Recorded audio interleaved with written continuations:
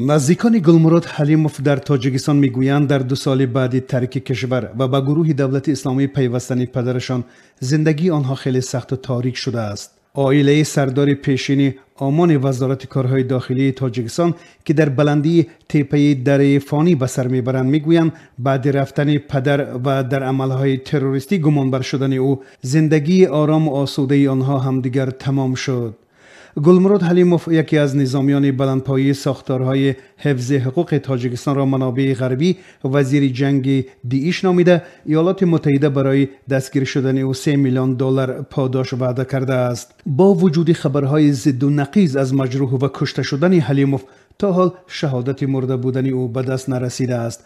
دره فانی که در منطقه کوهی ناحیه ورزاب جایگیر است مکان زیست همسر اول و 4 فرزند نابالغ سرهنگ فراری گلمراد حلیموف است. اخیراً در پی پدر مقامات انتظامی به گمان نیت پیوستن به حلیموف پسر کلانی خاندان بهروز حلیموف 18 ساله را بازداشت کردند. نیلوفر حلیموف و دختر کلانی پالکونیک فراری در صنف 9 مکتب رقم 47 چارباغ تحصیل می کند. این دختر نورس می گوید از سال 2015 به این سو از زمانی که گلمراد حلیموف از قلمرو زیر نظر دیش از خود درک داد زندگی آنها به یک دهشت تبدیل شد. وی میگوید وقتی خبر فرار پدرش پهن شد هر روز به خانه آنها از هر مقامات نماینده می آمد و به آنها سوال جواب می کرد. وی میگوید آنها از این سخت می ترسیدند.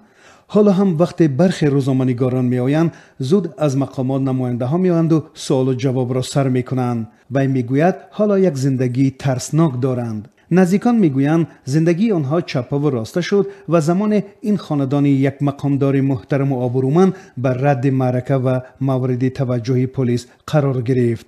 نیلوفر خبرها درباره به سوریه گویا نزد پدر روانه بودن بهروز را رد میکند و میگوید برادرش بعد ختم مکتب در بازار کاروان کار میکرد و کمی درآمد یافته به خانه می آورد تا زندگی را در نبودن پدر تامین کند. اعضای این خانواده شکرگزاری میکنند که محتاج نیستند. غذای گوشتدار هم که هر هفته نخورند ولی مثل دیگران زندگی دارند. نیلوفر میگوید در این همه گیرودارهای سالهای اخیر بیشتر مادرش اذیت شده است و میافزاید بعد آنکه پدرش یک خانم دیگر همیرا را برای زندگی انتخاب کرد و از مادر او دور شد آنها تقریبا زندگی مستقل داشتند.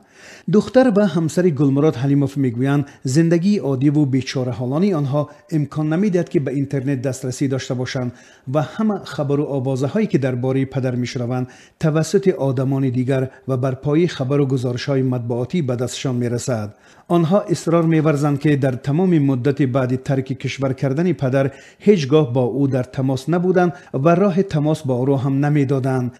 نزاکت مراد و همسر گلمراد حلیموف روز 18 می به رادیو آزادی گفت که مقامات تفتیشاتی روز چهارشنبه به او اجازه‌نامه ملاقات با فرزندش را در سیزا در بازداشتگاه موقتی ندادند. و میگوید ماه پیش فقط 1 مرتبه بهروز را در بازداشتگاه موقتی دیده است ولی در همین ملاقات هم امکان گفتگو ندادند. مادر بهروز می‌افزاید هر وقت برای پسرش به بازداشتگاه غذا میبرد از داخل پیامی میفرستد که سلامتیش خوب است و هیچ مشکل ندارد.